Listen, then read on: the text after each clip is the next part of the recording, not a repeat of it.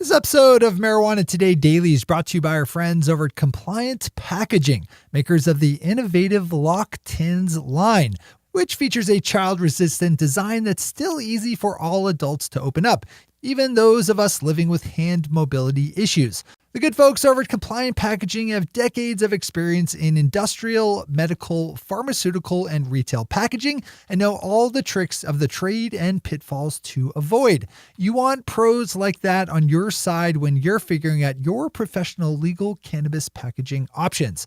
Swing over to compliantpackaging.com to learn more about all these services and products they offer, and open up locktins.com to find out how you can use that very cool design for your own legal cannabis brand, with Locktins spelled Loctins.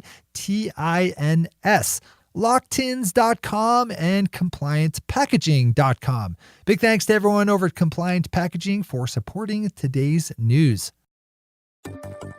Good morning, Marijuana Nation. It's Thursday, January 3rd, 2019, and you're tuned in to episode 636 of Marijuana Today Daily. I'm your host, Shay Gunther, and I'll be walking you through today's marijuana news and headlines. As always, we have a full and busy day of cannabis news in our hands, so let's jump right into it. Massachusetts grabs our top headline today as the state continues to work through its rollout of a legal adult use sales system. One of the legal marijuana bugaboos that we've seen pop up in every jurisdiction that has enacted more progressive cannabis policies is the fear of people driving under the influence of cannabis. A commission formed in Massachusetts to study the intersection of marijuana use and driving wants state lawmakers to treat an open container of cannabis the same as an open container of alcohol. You can click over to Mass Live to find a link to the full 497-page report itself and to check out the full set of 19 findings and recommendations, which are nicely summarized on pages 14 through 16. Some of the other noteworthy suggestions include penalizing any driver who refuses to submit to a roadside drug test by suspending their license for 6 months. This is one of those local stories that has potential national impact, as different states are already studying how their peers are handling this issue when deciding on their own policies. You can actually see that directly in action in this very report itself. So I'd open up this story if I were you. Tom Angel, writing over at Forbes today, picked up on some marijuana-related language contained within a proposed spending bill under work by Democratic lawmakers in Washington, D.C., as we head into the third week of the Trump shutdown, on a day when Democrats formally take the reins of power in the U.S. House of Representatives. The president continues to inflict his trademark brand of damage on the country over his stupid wall fantasy and is likely too terrible of a person to compromise his way out. And as the Democrats take over the House today, they are set to introduce a 1,000-page bill that would fund most of the currently unfunded portions of the government. Included in that bill, which was nicely picked up for us all by Tom, is a provision to continue funding for a provision that protects state legal medical marijuana from federal persecution. Of course, Senate Leader Mitch McConnell has long forgotten that we live in a democracy and has said that he'd consider no funding bill that King Donald won't sign, so the House proposal is more of a measure to show off to the nation the fact that Democrats know how to govern, while their peers on the other side of the aisle do not. Tom's story is another good one to read in full, as it also touches upon how the current DC logjam is affecting the District of Columbia's ability to oversee its legalization endeavors. As always, we have all the news we cover linked to on our website at mjtodaydaily.com and on our Twitter account at mjtodaydaily. Wrapping up our top stories today brings us down to New Jersey, where some good old-fashioned political rivalry is apparently slowing down the process by which the state is legalizing marijuana.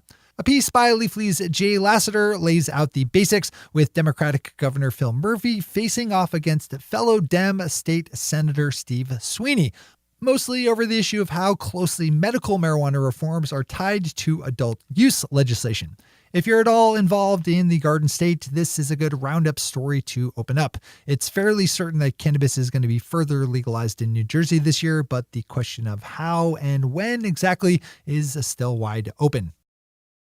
Those are our top stories for today. It's time for Marijuana Today Daily Headlines Blitz. Before we blitz it on headlines, let's quickly thank our sponsor, Compliant Packaging, makers of the innovative Lock Tins line, which features a child-resistant design that's still easy for all adults to open up, even those of us living with hand mobility issues. We're going to do something new here on the show today and talk to George Sang, CEO of Compliant Packaging, about what makes his company different. So, George, why should people choose to work with Compliant Packaging? We understand that not all compliant or child-resistant packaging is equal. We've seen many different types, but we're very conscientious about the types of products we will distribute and or manufacture.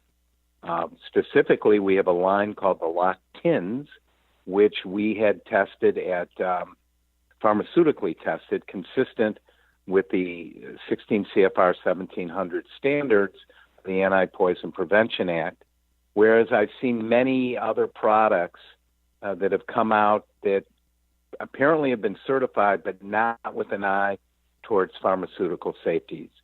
We put our testing on these Lock Tins through Parrot Lab in New Jersey, and they're currently undergoing further testing to be consistent with the Canadian standards. Although U.S. standards are sufficient in Canada, Canadian standards can be somewhat more stringent, and we're putting those various Lock Tins. These are steel tin plate iterations of various jars that we have that are all child resistant. We're putting them through further testing so that we can assist in the further in the North American market in Canada.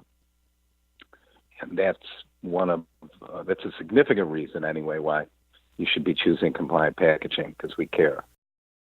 If you care about getting top quality legal packaging for your legal marijuana product, then you should swing over to compliantpackaging.com to learn more and to get in touch with George and his team of packaging experts. That's compliantpackaging.com.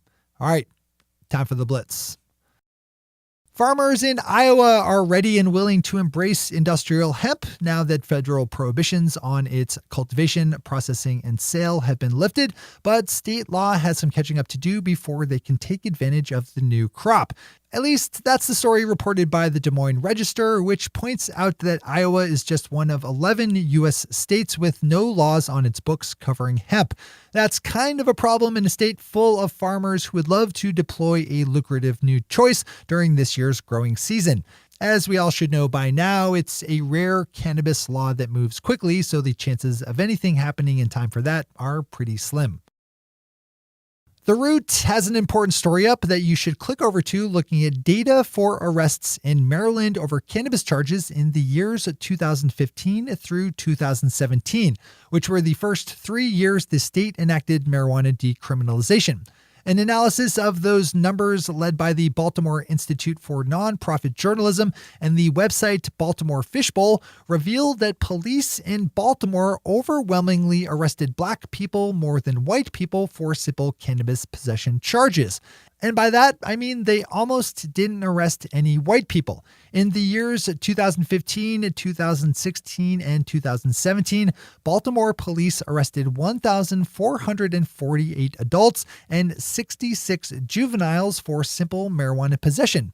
Of that total, 96% were black, or 1,450 arrests. While Baltimore is a majority black city, 30% of its citizens are white, with blacks making up just under 64%. That gulf between black Baltimore citizens' 64% population rate and their 96% arrest rate is one of the biggest issues we have to correct nationwide. Read this story. Multi-state operator Greenleaf Medical just announced some big numbers as the year turns over, with $9 million in sales reported for its flagship cultivation facility located in Maryland for 2018, and a planned $20 million Series E round of funding set to begin. Canadian marijuana producer AFRA just tapped a former entrepreneur and executive from the world of natural foods to become chair of its board of directors. Irwin Simon founded the Hain Celestial Group, which you might know for their popular Celestial Seasonings tea, among many other brands, and was just named as chair of AFRA's board of directors. Vancouver, Canada is getting its first legal adult use dispensary just 6 weeks or so after the nation opened up adult use legalization. Leafly is reporting that the Evergreen Cannabis store is set to open up on Saturday. There are a number of illegally operated adult use shops in Vancouver, but the Evergreen dispensary will be the first fully above board store to open. Detroit News has a story that we've seen play out in a number of other newly legal adult use states, with gray market businesses and services springing up that purport to sell different various products that just so happen to come with a free gift of cannabis. In Michigan, there are no legal options yet for adult use marijuana sales, which are expected to come within a year or so. So entrepreneurs have started businesses like the delivery service that will bring you very, very expensive chocolates that also come with some free marijuana. Not a bad one to read if you want to pass some time at work today. And finally for today, Kyle Yeager found an interesting study that puts some hard science to some fairly obvious conventional wisdom. That's the idea that people who like different kinds of music prefer different kinds of drugs, but that everyone loves marijuana. The researchers behind the study, which you can find linked to directly in Kyle's story, got clever about their methodology, which included measuring the actual trace amounts of drugs within municipal waste streams before, during, and after major music concerts. They found that everyone loves marijuana, that metal fans have a tendency to prefer alcohol and meth, and that ecstasy was the favorite choice of dance and electronic music fans. Those are the headlines and news for the day. I'll be back with you again tomorrow morning with another information-packed episode of Marijuana Today Daily. But in the meantime, if you have any stories to share or feedback to give, zip us an email to headlines@mjtodaydaily.com. And while you're clicking around the interwebs, swing over to our Twitter account at mjtodaydaily and visit our website at mjtodaydaily.com to find links to all the news we cover. Thanks to our sponsor, Compliant Packaging, and to all of our awesome patron listeners for the support that makes this show possible. To join the illustrious ranks of the patron listeners yourself, swing over to our website at mjtodaydaily.com and click on that big blue button at the top of the page that says Become a Patron. I'm your host, Shay Gunther. Thanks for tuning in and starting your day with marijuana today.